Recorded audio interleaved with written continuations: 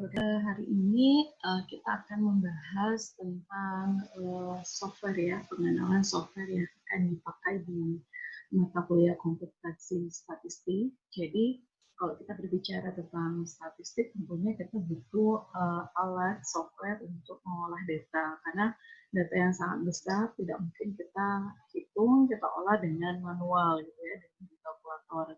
Makanya kita membutuhkan software. Jadi selama ini ada beberapa software yang sudah dikenalkan dan sudah umum dipakai untuk pengolahan data statistik. Dan dari itu di mata kuliah komputasi statistik ini kita juga akan menggunakan software tersebut. Jadi ada dua software yang akan saya kenalkan dan kita akan gunakan. Yang pertama adalah software SPSS dan yang kedua adalah RStudio, atau kalian juga boleh menggunakan Command Line. Nah, namun untuk mata kuliah komputasi statistik sendiri, nanti kita akan lebih banyak menggunakan RStudio, namun kita tidak akan melupakan SPSS karena terkait dengan lisensi dan supaya tidak memberatkan mahasiswa dan juga supaya mengikuti legalnya, maka nanti kita mostly akan kita gunakan RStudio. Namun tidak ada salahnya jika kita mengenal SPSS, di mana sekarang SPSS ini sudah diakuisisi oleh IBM, karena ini adalah salah satu software yang sangat umum digunakan oleh para statistician dimanapun berada. Ya, untuk hari ini kita kenalan dulu dengan SPSS. Jadi apa itu SPSS? Ya, SPSS itu adalah software dan nanti kita juga akan mempelajari apa yang bisa dilakukan oleh SPSS dan apa perbedaan atau kesamaan antara SPSS dengan Excel ya. Nah, SPSS itu adalah suatu paket program komputer atau software yang digunakan untuk melakukan analisis statistik dan digunakan juga untuk manipulasi data dan membuat ringkasan data ya, baik itu juga dalam bentuk tabel maupun dalam bentuk grafik. Nah, analisis statistiknya apa? Ya, analisis statistik yang sudah kalian pelajari dari tingkat 1, mulai dari analisis statistik deskriptif dasar, menghitung rata-rata, menghitung frekuensi, sampai dengan analisis statistik inferensial seperti regresi, ANOVA, analisis faktor, dan sebagainya. Nah, SPSS ini juga sangat memungkinkan kita untuk melakukan manipulasi data. Nah, manipulasi data ini bukan berarti dalam tanda negatif mengubah-ubah data ya, tapi manipulasi ini lebih kepada bagaimana kita memformat data sehingga data itu kemudian siap untuk dianalisis. Misalkan bagaimana kita melakukan record atau mengcoding data, misalkan jenis kelamin kita coding 1 adalah laki-laki, 2 adalah perempuan. Nah, juga manipulasinya salah satunya adalah misalkan kita menghitung variabel baru dari variabel-variabel yang sudah ada, atau kita melakukan penggabungan data atau melakukan penjumlahan dataset. Nah, SPSS sendiri memiliki sejumlah fitur atau tools yang digunakan untuk meringkas dan menyajikan data dalam bentuk grafik dan tabel. Jadi grafik dan tabel itu salah satu alat visualisasi supaya kita bisa memahami datanya dengan lebih cepat. Nah, mungkin kita akan mengenal dulu ya sejarah SPSS. Jadi sejarah SPSS ini mungkin sama seperti software yang lainnya juga. Ini dibuat oleh 3 mahasiswa Stanford University pada tahun 1968 dan ini adalah tidak heran bahwa Universitas sekelas Stanford ini menghasilkan karya nyata yang sangat bermanfaat sekali untuk dunia kestatistikaan ya, SPSS. Kemudian pada tahun 1984 SPSS yang mengeluarkan SPSS versi PC ya. Yang awalnya bisa dijalankan hanya di mainframe. Pada tahun 84 itu dirilis sudah bisa dijalankan di komputer, personal komputer. Kemudian pada tahun 92 SPSS itu muncul dalam versi Windows dan pada tahun 2009 SPSS itu sendiri diakuisisi oleh IBM. Makanya kalau kita mendownload, kita bisa mendownload dari websitenya IBM dan pasti ada logo IBM di sana. Nah, transformasi SPSS awalnya namanya adalah Statistical Package for the Social Science. Namun tentu untuk statistik ini tidak hanya ilmu sosial membutuhkan ya, tapi juga ilmu-ilmu lain sehingga diubah namanya menjadi Statistical Product and Service Solutions. Jadi tetap disingkat dengan SPSS. Nah, SPSS karena sudah diterbitkan di Projus dari awal, bahkan kita masih bisa menjalankan SPSS ini meskipun dengan prosesor yang minim ya, gitu, masih bisa kompatibel. Oke, nah hari ini akan saya menjelaskan cara kerja SPSS dari awal sekali, bagaimana kita melakukan input data, bagaimana kemudian kita melakukan proses maupun input data. Jadi secara garis besar bahwa cara kerja kita melakukan pengolahan data di SPSS ini tentu kita menginput data bisa juga kita menginput dari jendela data editor atau bisa juga kita lewat data editor. Kemudian data yang telah di input tersebut, gitu kan, nanti saya akan jelaskan bagaimana menginput data.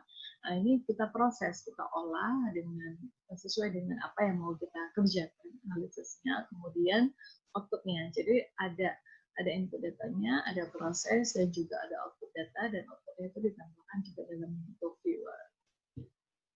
Oke, berikutnya. Jadi Windows itu kalau jendela SPSS itu karena mungkin di sini mayoritas menggunakan Windows ya. Jadi bentuknya SPSS itu seperti Windows. Dia adalah desktop aplikasi desktop yang bisa kalian install di komputer atau di laptop.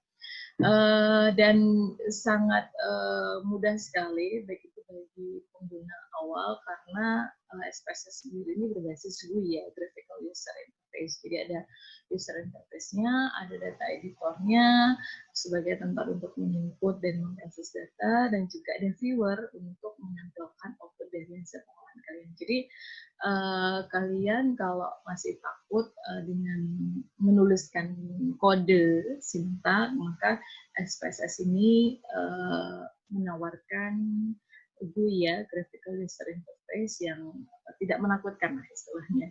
Jadi kalian bisa menginput data, kemudian kalian bisa drag and drop, bisa klik gitu kan, karena ada interface-nya. Terus juga selain ada Windows Data Editor dan Viewer, ada juga Windows untuk menulis sintak. Jadi kalau bagi kalian yang suka mengolah data dengan langsung menuliskan sintaknya, atau memang mungkin analisisnya itu sedikit advance, sedikit kompleks, yang harus meng-customize sendiri algoritmanya, nah ini bisa digunakan sintak editor dan script editor.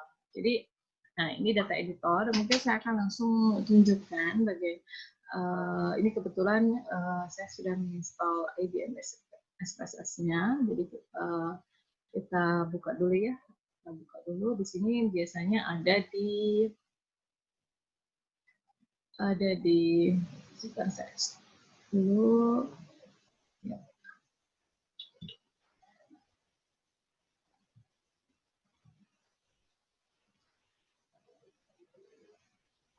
Di sini saya akan buka SPSS-nya. Nah, proses pembukaan SPSS-nya sendiri cukup memakan waktu ya, tergantung dari kapasitas komputer kita masing-masing. Dan di sini pada saat kita pertama kali menggunakan SPSS ini, maka dia akan muncul, saat kita buka pertama kali akan muncul layar seperti ini.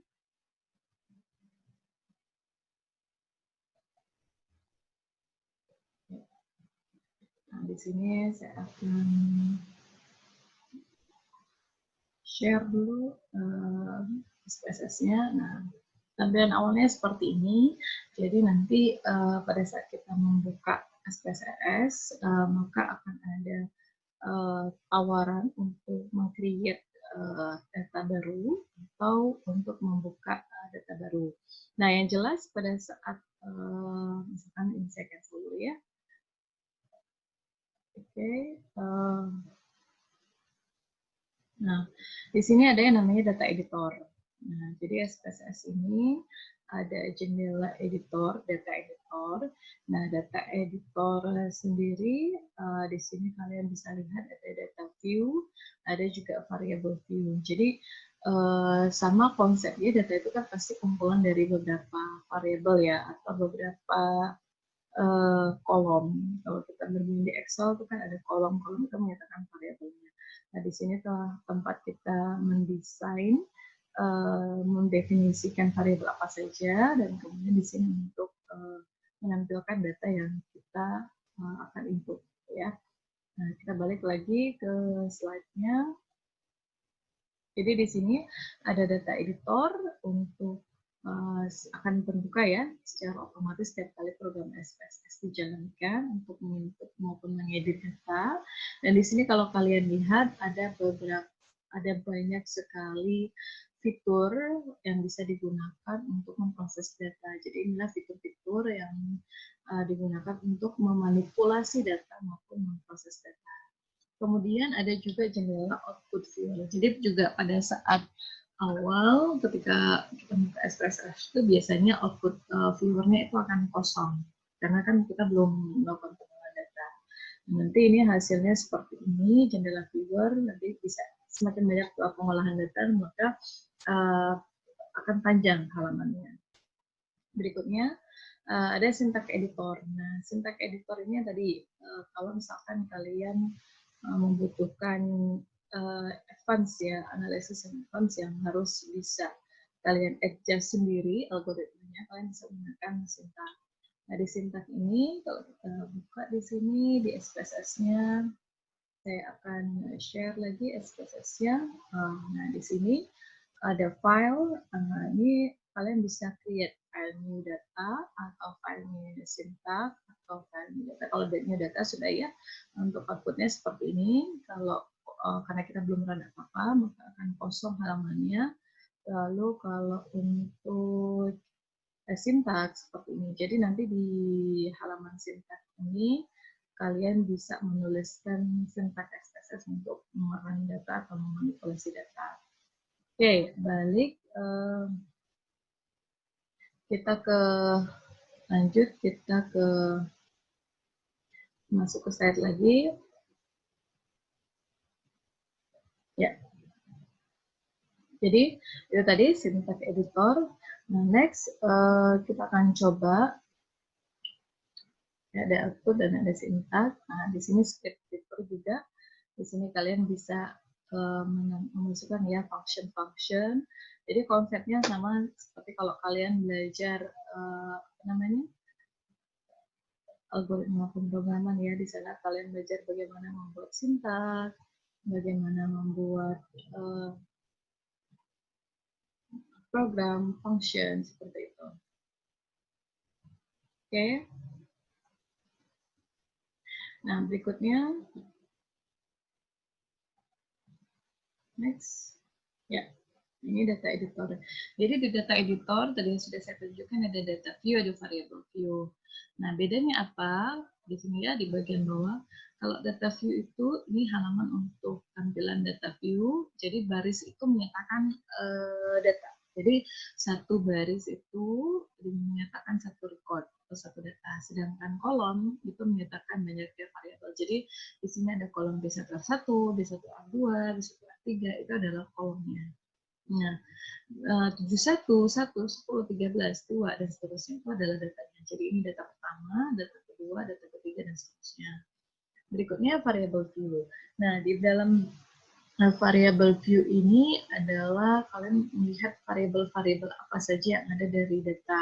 Nah, kolom ini adalah definisi dari tiap variabelnya. Misalkan variabel B1R1 itu tipenya numerik dengan maksimum nilainya itu panjangnya 3 dan dia tidak desimalnya tidak ada. Nah, B1R1 itu maknanya apa sih?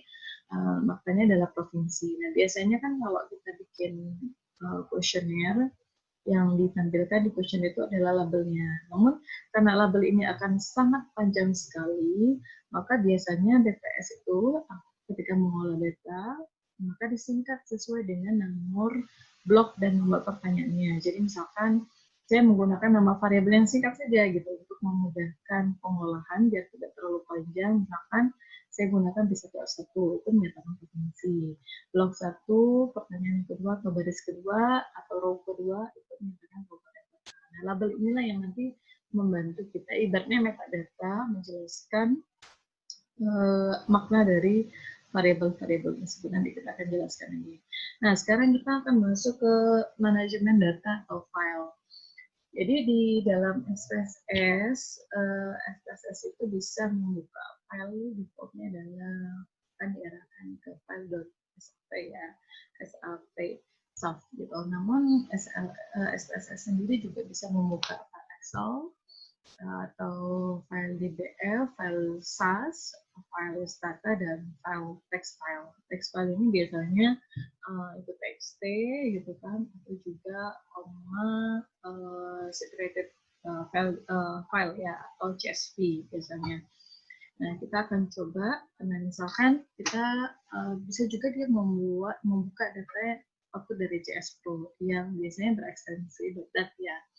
Nah, saya akan contohkan bagaimana kita membuka file yang bertipe text file ya, salah satunya adalah CSV. Maka di sini nanti ketika kalian melihat ini, kalian bisa praktekkan. Nanti akan saya share contoh datanya, nanti kalian bisa praktekkan. Oke, kita masuk ke SPSS tadi. Nah, di sini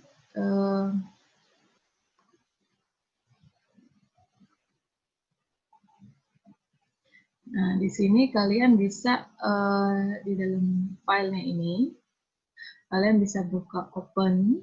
Nah, kalau kita mau membuka data kalau di sini open file ya, open data, biasanya ini defaultnya open data itu adalah .sap.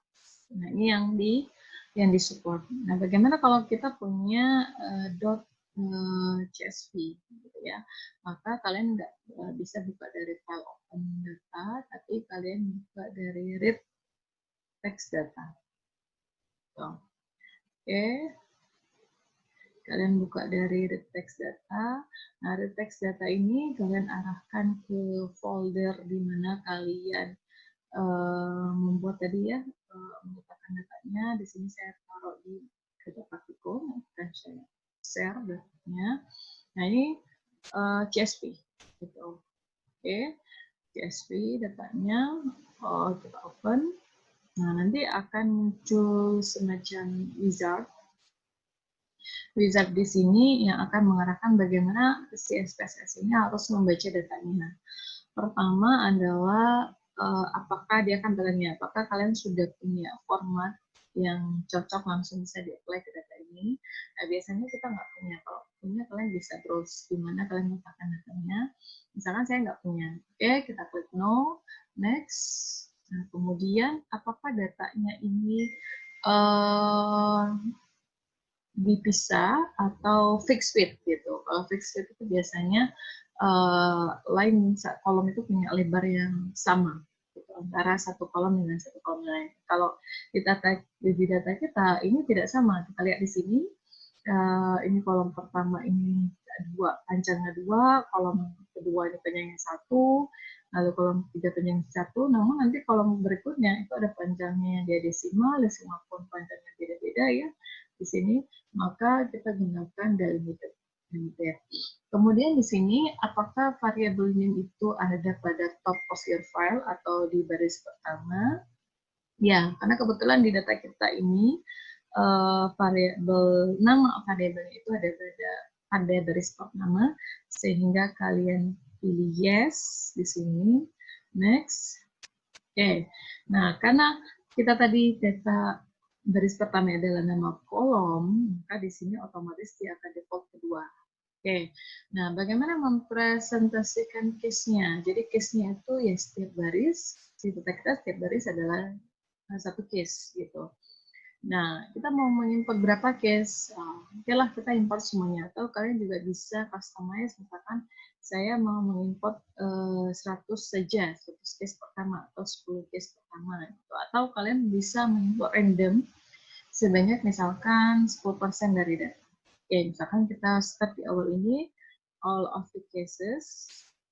Oke, next. Nah, data kita tadi kalau kita back, ini dipisahkan, delimitednya itu by koma. Jadi, pada saat berikutnya nanti kita akan pilih apakah berdasarkan tab, koma, space, semicolon, atau apa.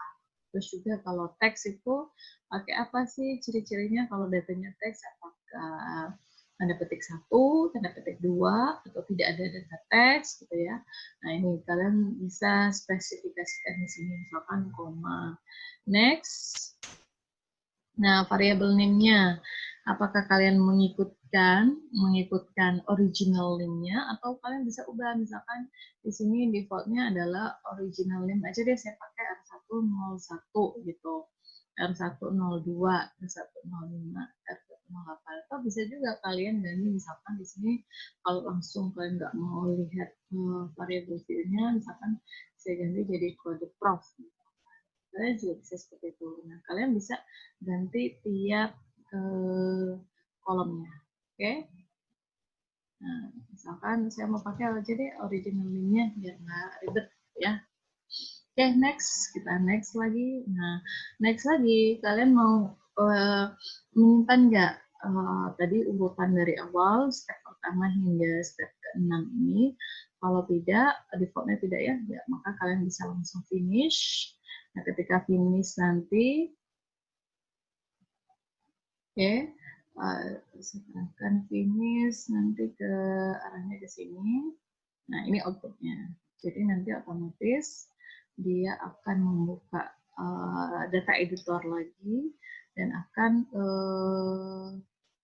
menampilkan data sesuai dengan yang sudah kita format tadi ya. Gitu. Nah, seperti ini. Dan defaultnya ini adalah F101, F102, dan defaultnya adalah numeric. Oke. Ini penjelasan bagaimana kalian membaca data dari SPSS seperti itu ya. Oke. Next, berikutnya kita masuk lagi ke slide. Oke. Nah, ini ya tadi yang sudah saya jelaskan step-nya, step by step-nya. Oke, nah berikutnya misalkan di sini kalian ternyata kelewat nih gitu. Misalkan tadi saya mau mengimport data, misalkan, tapi saya mau mengimport datanya itu hanya untuk case tertentu, misalkan yang memenuhi syarat tertentu, misalkan saya mau pilih data-data yang kepala rumah tangganya itu single, gitu. Atau bisa juga divorce, atau intinya itu not married, gitu. Not married di sini bisa meninggal, janda karena meninggal, gitu, janda karena cerai, atau juga karena memang belum menikah, gitu. Nah, di sini kalian bisa gunakan menu data dan juga menu data dipilih select cases. Jadi kalian bisa pilih data, select cases. Terus saya akan contohkan misalkan tadi di dataset kita. Nah, di sini data. Nah, ini tadi variable view-nya ya. Variable view-nya ada R101 sampai ada sekitar 116 kolom atau 116 variabel.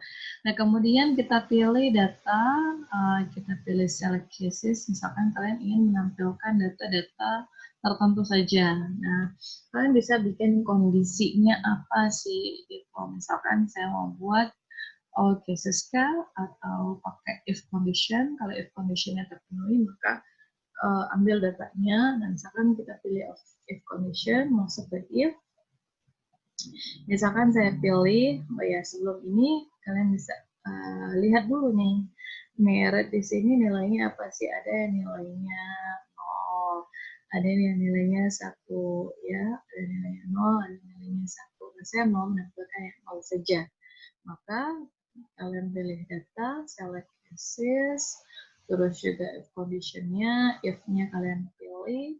Misalkan di sini kalian chat ini ya, saya backkan.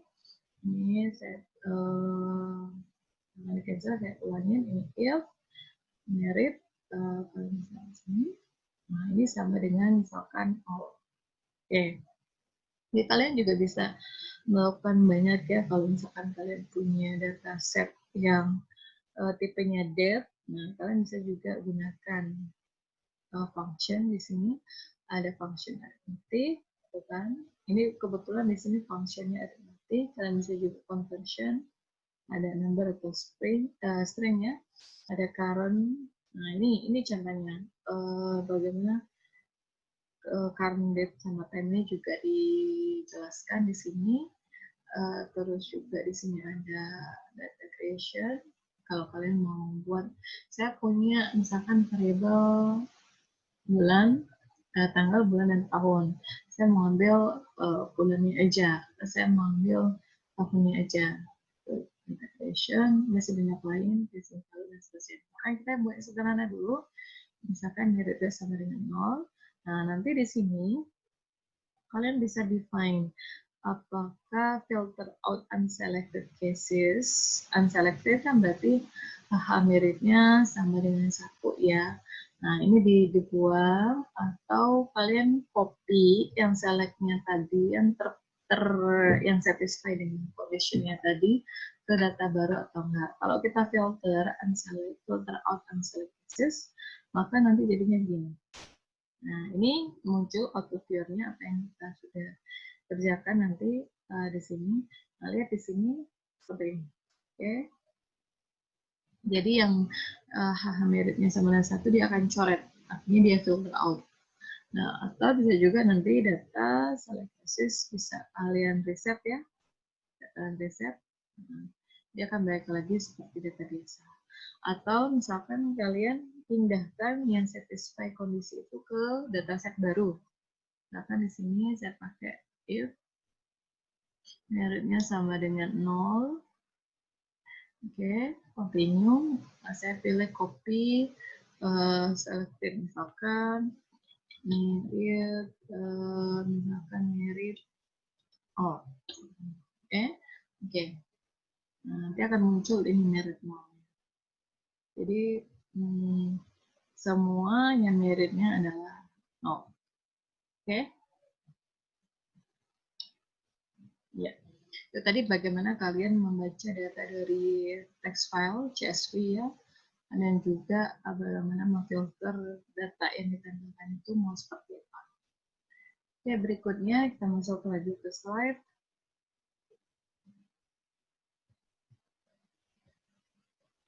Nah, di slide di sini.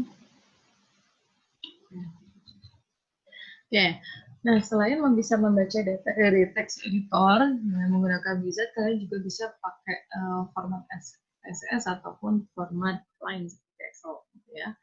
Nah, untuk mengubah data, kalian juga bisa gunakan copy paste atau kalian bisa import dari CSS. Contohnya, nah kalau kalian mau ngenter langsung, kalian bisa masuk ke data view, variable view. Misalkan di sini pertama kita mau bikin misalkan kita lihat dulu variable view-nya. Variable view-nya ini menjelaskan apa sih? Oke, ini nama name. Name itu untuk menyatakan nama variabelnya atau identifier atau pengenal dari variabelnya. Nah, nama variabel itu ketentuannya di atas versi 11 ya. Nama variabel ditulis dengan huruf kecil, maka akan ditempelkan sebagai huruf kecil. Kalau namanya ditulis dengan huruf besar, maka juga ditulis dengan huruf besar. Jadi dia case sensitif ya. Nah, jumlah karakter dari nama variabel ini 64 karakter dan bisa kombinasi huruf dan angka. Namun untuk karakter pertama itu harus huruf, dan untuk penggunaan penulisan nama ini tidak boleh ada spasi.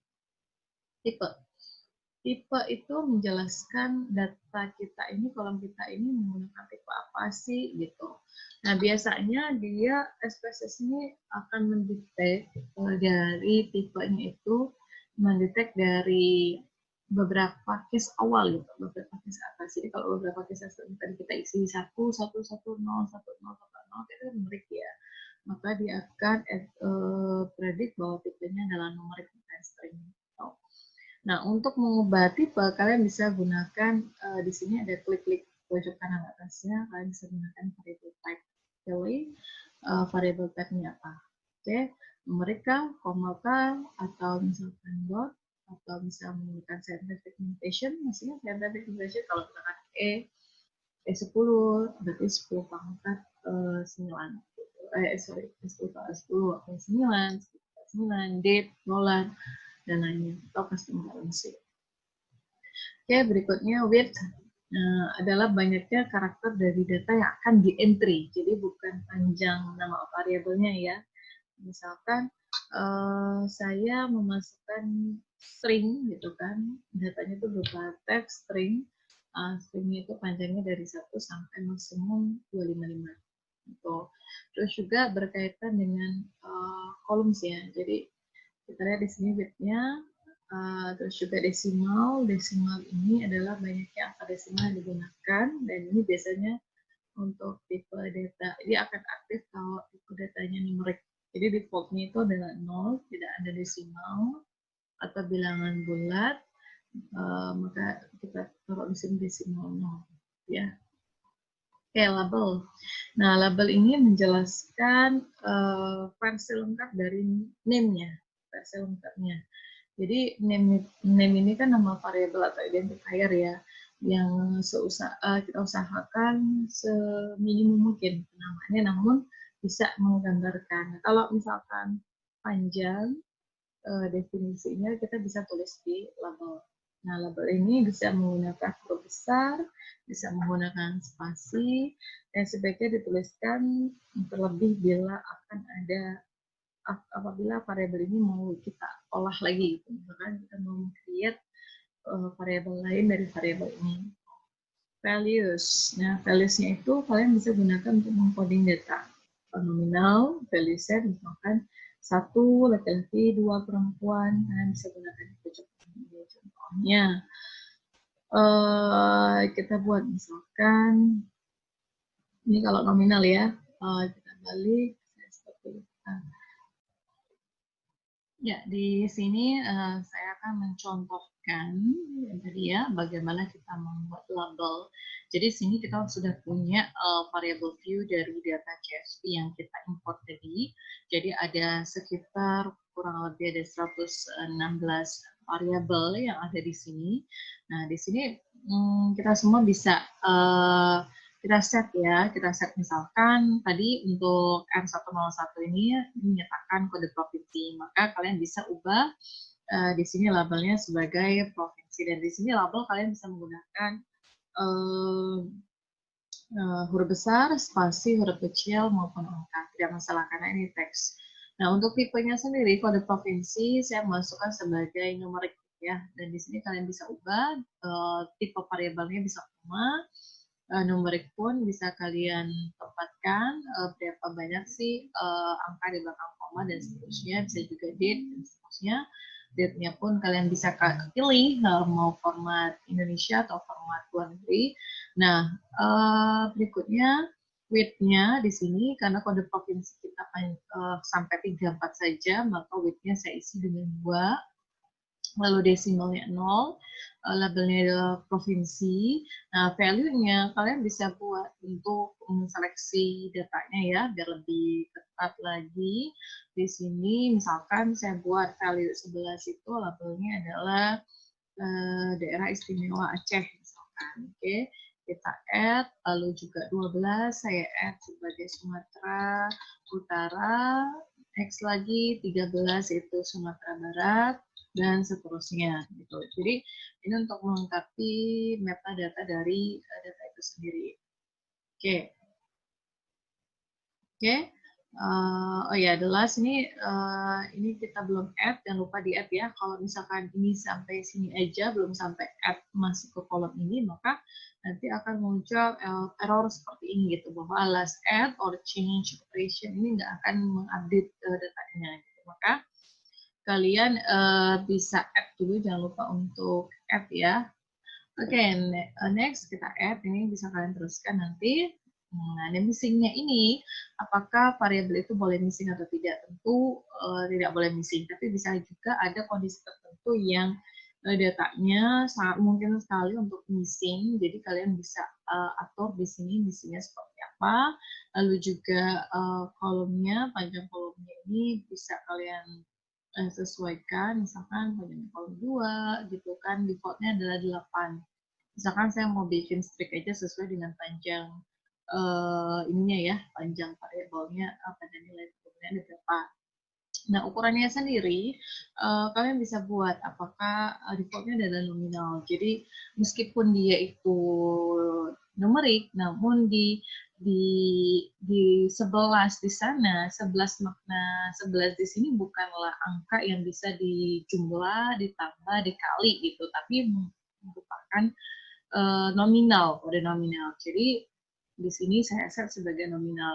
Namun kalau misalkan kalian punya angka yang dia tipenya numerik dan bisa dilakukan perhitungan matematik, maka kalian ubah misalkan sebagai scale. Atau bisa juga misalkan meskipun representasinya adalah numerik, misalkan 1 adalah sangat efektif, 2 efektif, 3 kurang efektif, 4 tidak efektif, maka kalian bisa buat dalam bentuk ordinal. Jadi kalian bisa set scale, ordinal, atau nominal sesuai dengan kebutuhan masing-masing. Di sini saya set nominal dan default awalnya adalah nominal. Oke, ini data view-nya, maka di sini, nah ini tadi panjangnya, kalau saya set panjang kolomnya 2 ya, kalau kelihatannya kan ya, numpuk seperti ini, kalian bisa set pakai default saja kalau kolom ini tidak ada. Ini hanya untuk tampilan saja sebenarnya, tampilannya agak apakah mepet, terlalu mepet atau tidak gitu ya. Ya mungkin itu saja pengenalan SPSS kita supaya kalian tidak terlalu bosan juga videonya yang panjang, nanti akan saya set untuk video kedua. Demikian dari saya, nanti kalian bisa coba. Sampai saat ini kalian sudah bisa mencoba, kita recap lagi ya, kalian sudah bisa mencoba untuk menginstall SPSS-nya. Silahkan download dan tentunya memang ada lisensinya yang harus kalian penuhi, dan juga kalian sudah bisa membaca data dari teks data seperti CSV, dan kalian sudah bisa membuka data dari Excel ya, atau CSV ataupun .sap. Misalkan di sini saya tunjukkan untuk file open data yang .sav. Nah, misalkan di sini saya mau buka data personalia, maka konsepnya sama seperti ini. Oke, itu saja dari saya. Terima kasih. Assalamualaikum warahmatullahi wabarakatuh.